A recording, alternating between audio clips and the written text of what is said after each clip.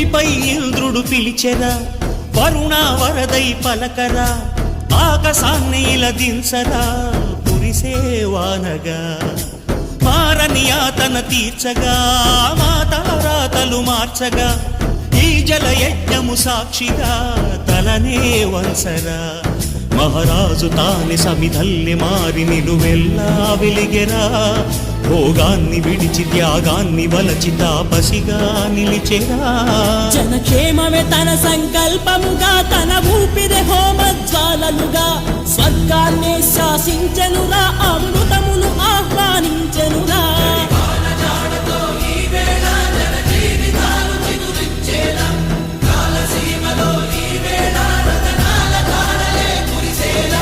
గల్లు గల్లు మని సిరిము వల్లే చినుకే చేరగా, జల్లు జల్లు మని పులకింతల్లో పుడమే